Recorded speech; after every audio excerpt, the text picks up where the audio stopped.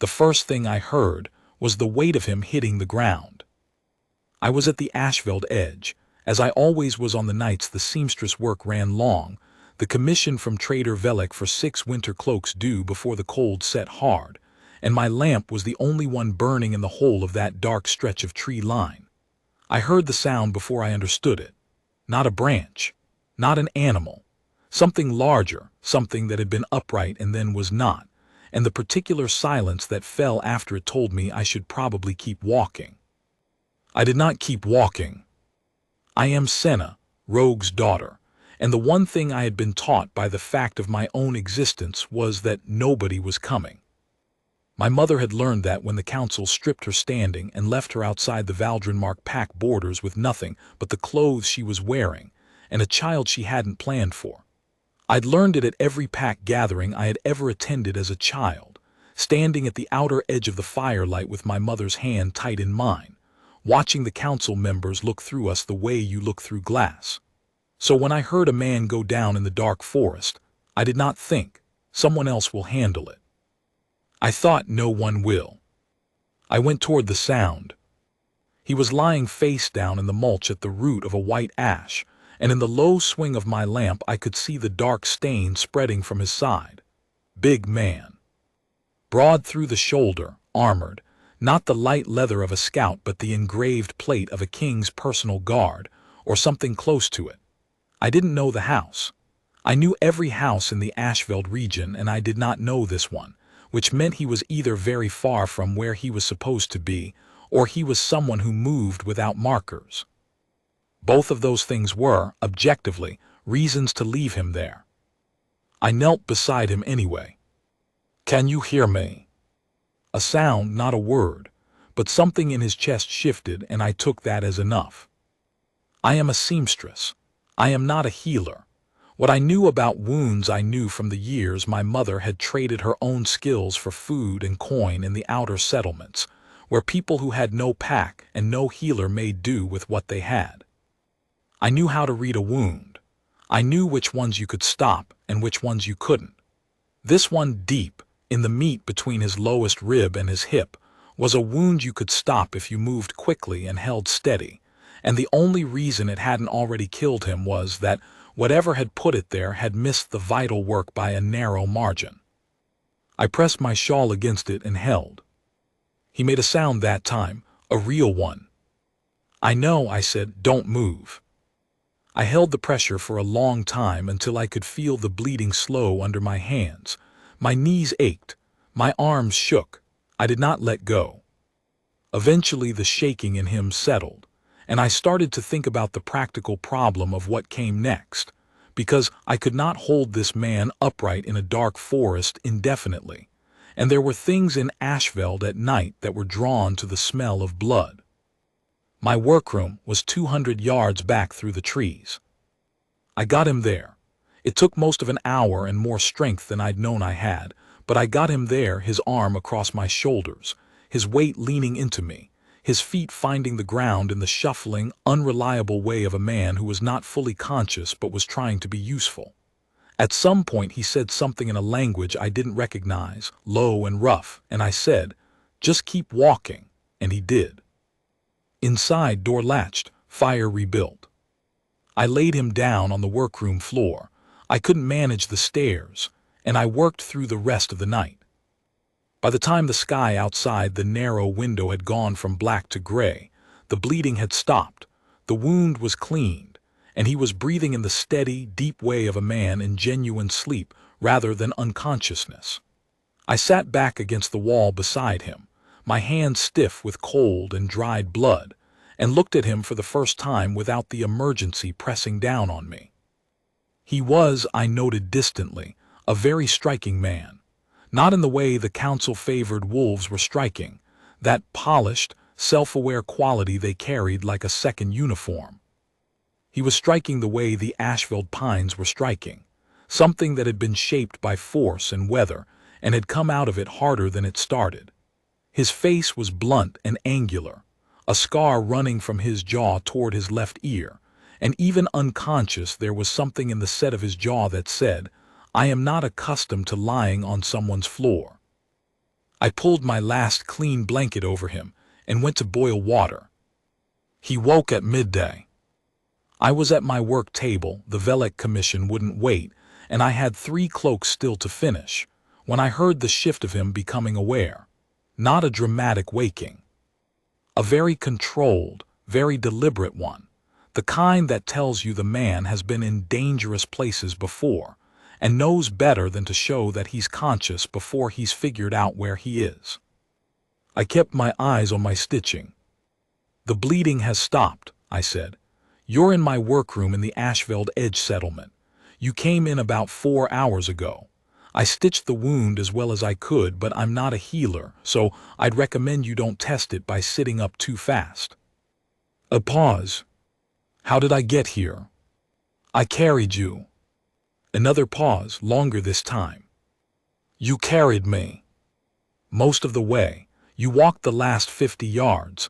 You were more useful than I expected." I heard him try to sit up, and then I heard him stop, because his body had opinions about that, and I turned to look at him. He had gotten himself upright against the wall, one hand pressed to his side, and he was looking at me with an expression I couldn't read, not the suspicious assessment of a man who didn't know whose hands he'd fallen into, though that was there too. Something else. Something that sat underneath the assessment, watchful and intent, that I didn't have a name for. "What settlement is this?" he asked. "Ashveld Edge, Outer Valdrenmark. If you're trying to work out where you are relative to the Iron Vale stronghold, you're about 6 miles northwest." His jaw tightened very slightly. "You know the Iron Vale." "Everyone in Valdrenmark knows the Iron Vale. It's the seat of the council." "And you?" I looked at him steadily. "I know who sits on that council, and I know they don't know my name. That's all you need from me. What I need from you is to know whether anyone is going to come looking for you, because if they are and they find you here, I'd rather have some preparation time." He studied me for a long moment. "No one will come to this location." That had the sound of a partial truth, but I let it stand. "Then you're welcome to stay until you can move without reopening that wound. I have broth and there's a pallet in the back room if you can manage the steps tonight." He said nothing for a moment. Then, "Why?" I turned back to my stitching. "Because no one was coming and you were bleeding in my forest." He did not tell me his name that day. He told me it on the 3rd day in the way of a man who has run a test and decided cautiously that the results are acceptable. He sat at my table. I had helped him to the chair that morning, which he had accepted with the pained dignity of a man who found needing help extremely uncomfortable, and watched me work, and eventually he said, "My name is Aldrich." I tied off a seam. "Senna." "I know." I looked up.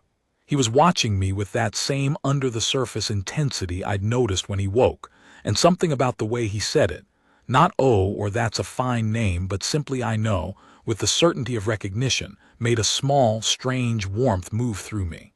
Like a coal you thought had gone out, shifted and showing red.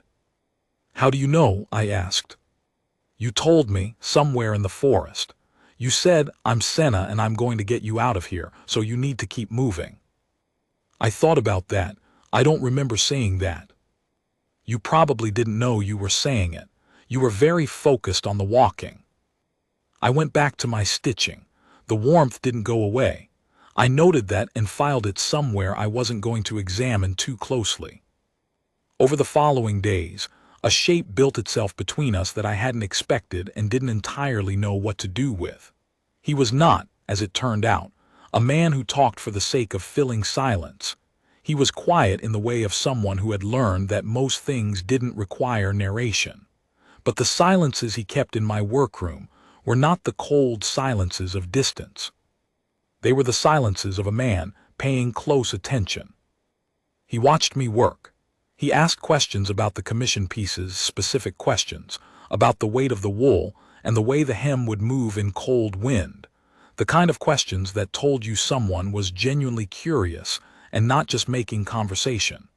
He ate what I gave him without complaint. He did not, at any point, attempt to tell me that everything was fine when it clearly was not, which I respected more than I might have expected. On the fourth day, he said, "Tell me about the rogue standing." I kept my needle moving. "That's a specific thing to ask about. I noticed the way you spoke about the council, and the way you spoke about the pack. There's a particular distance in it." I was quiet for a moment. Outside, the Ashfield pines moved in the autumn wind, and the lamp threw soft shadows across my table. "My mother's name was Deva," I said. "She had a mate before I was born, and he was pack-born, and when he died there was a question about whether she could keep his standing or whether it reverted. The council ruled it reverted. She was outside the Iron Vale borders within a week." I tied off another seam. "No wolf of my own, no pack standing, no name the council recognizes, which means I am, as far as anyone in Valdrenmark is officially concerned, approximately invisible." Aldrich was quiet for a long time. "And yet you run a commission business," he said finally. "I do good work. Good work doesn't require a pack standing. It requires a needle and a steady hand. And you live alone in the Ashfield Edge." "I do. And when you find a bleeding stranger in your forest, you carry him home." "I do," I said. "Is there a point you're working toward?" Another long pause, and when I glanced at him, that look was back, the one that lived under the assessment that I still didn't have a name for, warmer than I'd seen it before, more certain. "No point," he said, "only that I'm finding you very difficult to account for." I looked back at my work. "Most people don't try." "I know," he said quietly. "That's what I mean. This is the part I need to set down honestly, because I have told this story many times since, and I am always tempted to smooth it, to make myself more knowing, to give the impression that some part of me understood what was happening in those 7 days in the Ashfield workroom. The truth is simpler and stranger than that. I did not know. I felt something, the warmth that came when he said my name, the way the room changed when he was in it, the quality of being seen that I had not experienced in so long that I had mostly stopped noticing its absence. I felt something, and I chose, deliberately, not to look directly at it, because I was the rogue's daughter. Because my world had been built, from the ground up, on the understanding that things did not work out for me in the ways they worked out for other people.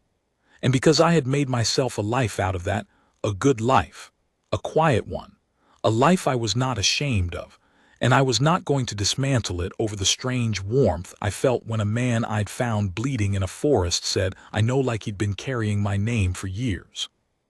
So I worked. I finished the Velek commission. I made sure Aldrich ate. I changed his dressing every morning and confirmed the wound was closing clean, and I was glad it was closing clean. And I told myself I was glad in the way you are glad when any living thing doesn't die on your workroom floor. On the 6th day, he climbed the stairs on his own. On the 7th day, he stood in my doorway in the morning light, fully dressed, the armor someone had brought him overnight. I hadn't heard anyone come, but I'd woken to the sounds of the outer gate, and he was visibly himself again. Upright.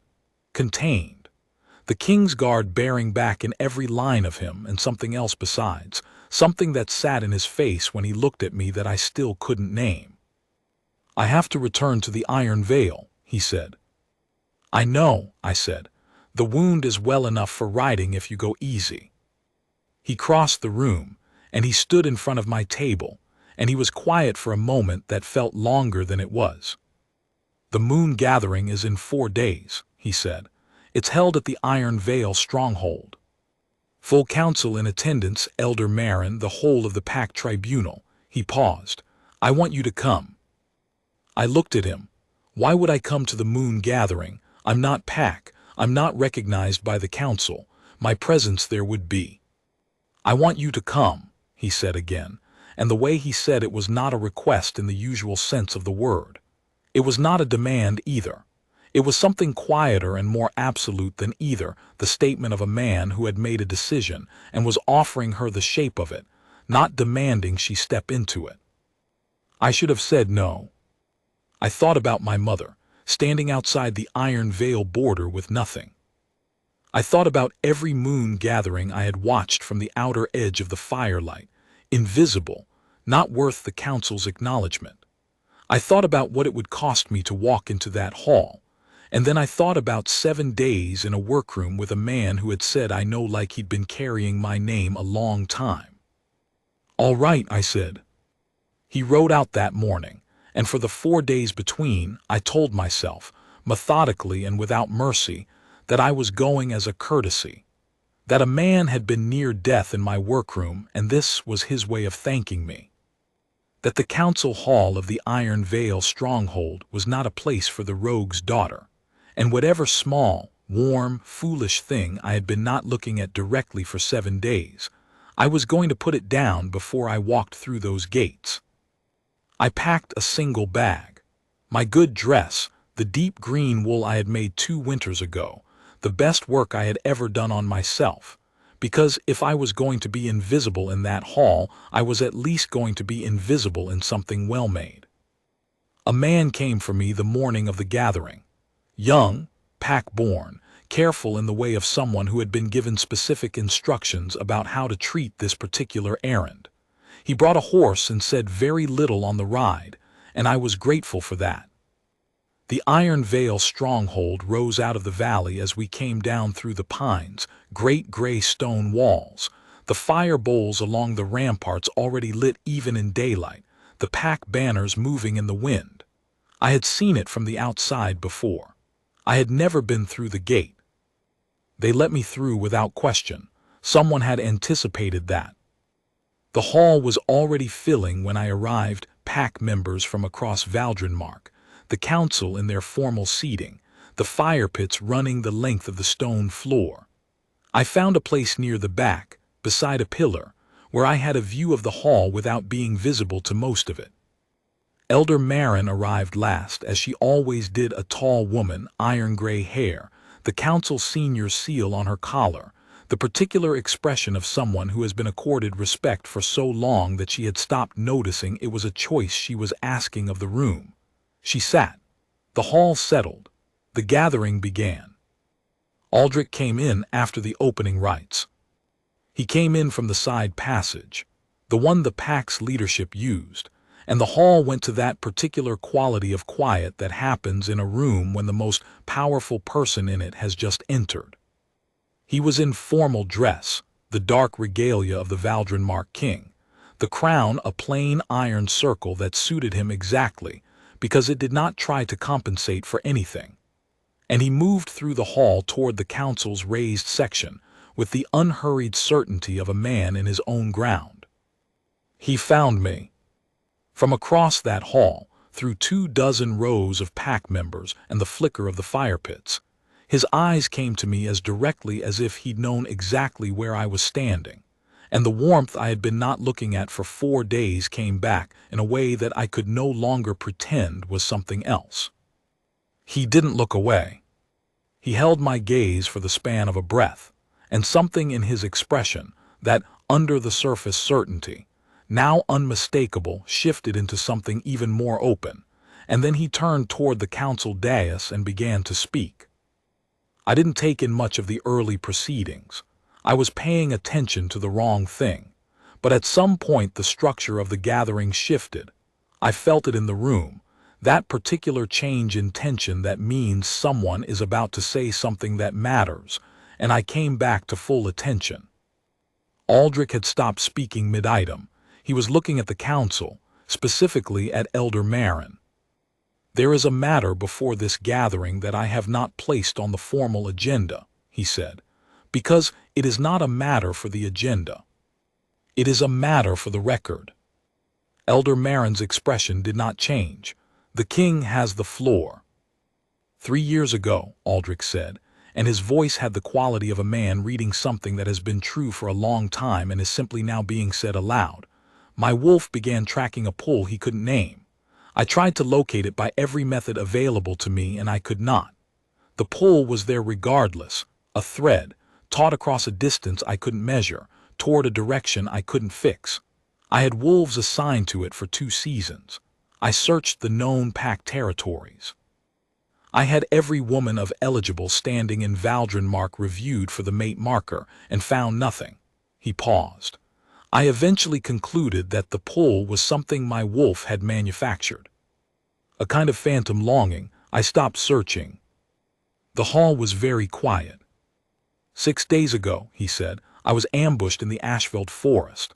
I went down alone at night with a wound in my side that would have killed me before morning.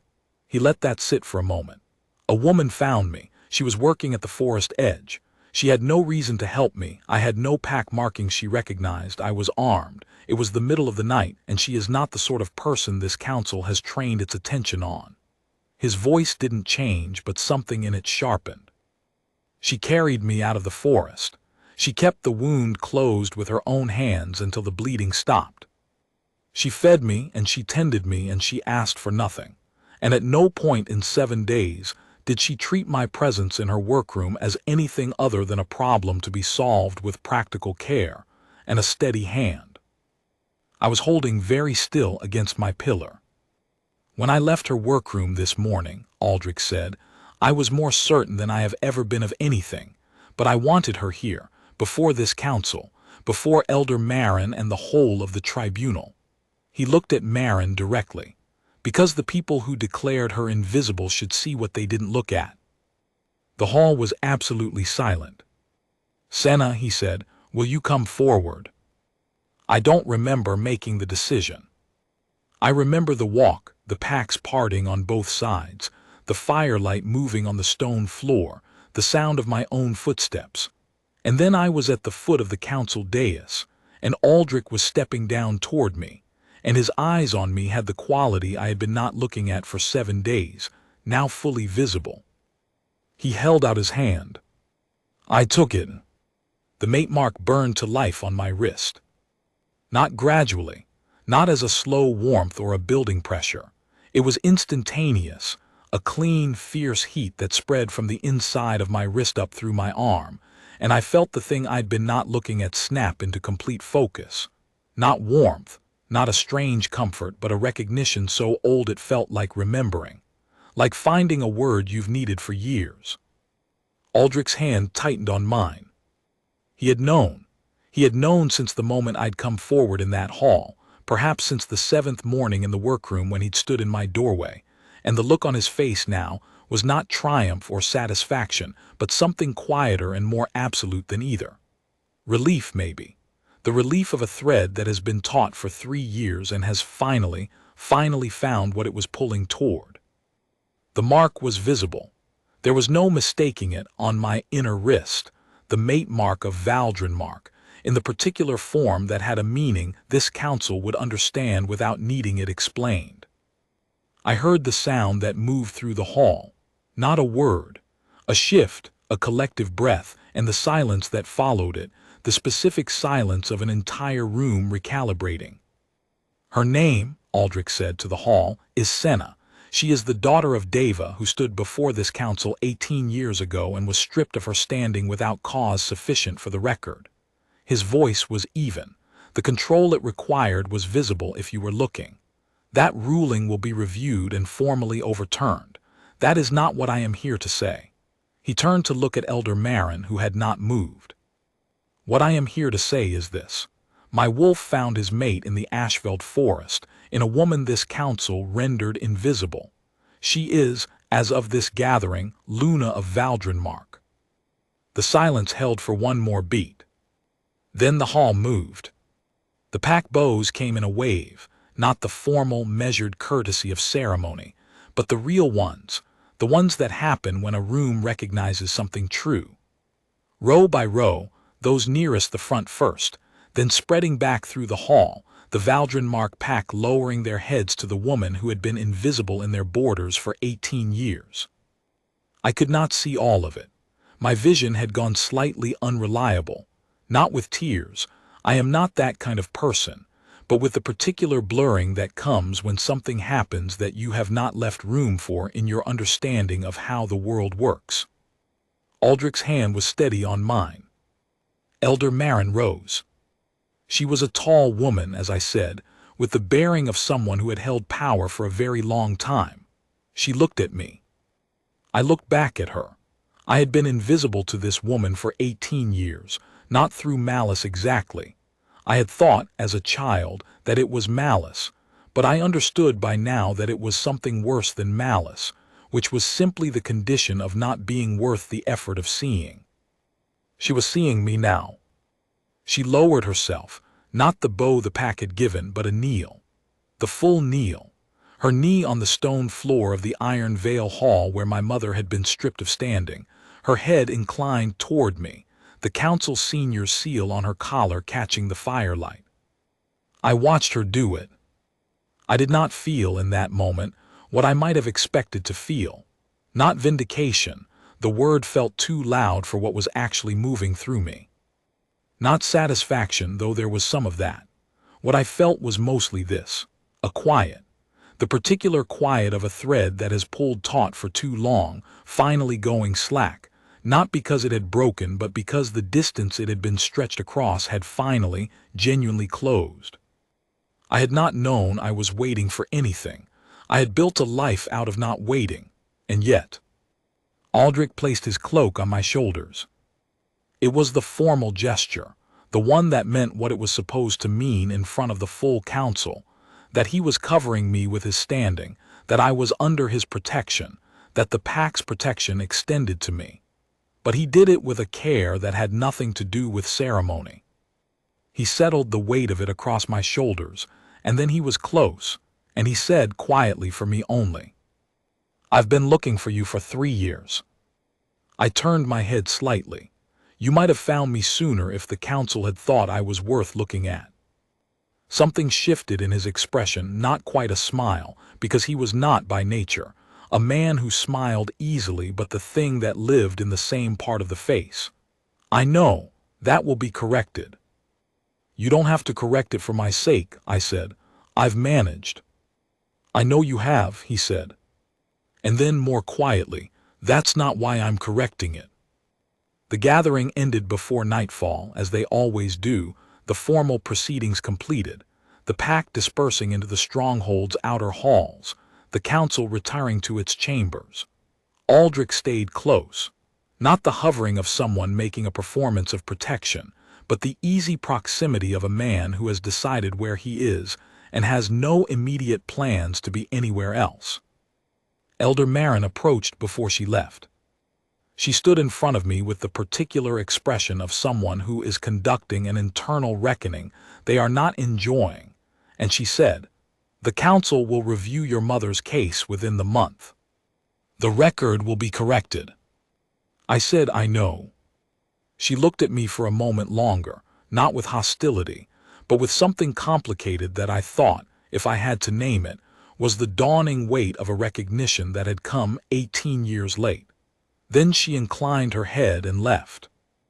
I watched her go. Aldrich beside me said nothing. He understood I was finding when nothing was the right thing. There were 100 things that followed in the weeks after that gathering, the formal review, the council sessions, the pack acknowledgments, the logistics of a life that was going to have to be substantially rebuilt from the ground up. I will not pretend it was simple. The council's correction was genuine but not painless. There were pack members who required time, and there were members of Elder Marin's cohort who required more time than that. And there were days in the early weeks when I stood in the Iron Vale stronghold and thought about the Ashveld workroom and the sound of the wind in the pines outside my window, and I was not entirely sure which place felt more like mine. But Aldrich was steady. That is the thing I had not known, when I knelt in a dark forest over a bleeding stranger. That steadiness was his fundamental quality, the thing that had survived 3 years of searching and an ambush in the Ashveld night, and a week of lying on a workroom floor being tended by a woman who kept telling herself the warmth she felt was nothing particular. He was steady with the council, steady with the pack, steady in the difficult work of undoing 18 years of institutional carelessness and replacing it with something that would hold. And he was steady with me. He asked me early on what I wanted to keep from the life I'd built in the Ashveld, not as a formality, but as a real question, the kind that expected a real answer. I said I wanted to keep the work. He said, of course. I said I wanted to be able to come back to the forest. He said, whenever you want. I said I was not, by nature, a person who found it easy to need things from other people. He said, I know. Neither am I. Then he said, I think we can make something of that. I am writing this at the window of the Iron Vale Stronghold's upper room, in the last of the autumn light, with the Ashveld forest on the horizon and the warmth of the mate mark on my wrist. It does not go away, I have learned. It settles into a steady warmth that you stop noticing the way you stop noticing your own heartbeat, which means you only really notice it when something between you and your mate shifts, when he comes into the room, or when he takes your hand, when it brightens briefly the way a coal does when air moves across it. He came in an hour ago with the dispatches from the outer settlements and spread them across the table and worked in silence for a while, and at some point his hand found mine, and the mark was warm, and the thread that had pulled taut for 3 years was slack, and I was here. I was here. I had built a good life out of not being seen. I had made something real out of the fact of my own invisibility, a business, a skill, a kind of pride that didn't ask for anyone's permission. I do not want to undo that. I do not think I am supposed to undo that. The person who carried a stranger out of the forest in the dark is the person the mark chose, and I think Aldrich knows that, and I think the mark knows it, and I think it is, in the end, the whole point. His arm is around me now. The Ashveld is on the horizon. The stronghold is quiet. The mate mark is warm on my wrist, and the thread that crossed 3 years of distance has finally, entirely closed. It was everything.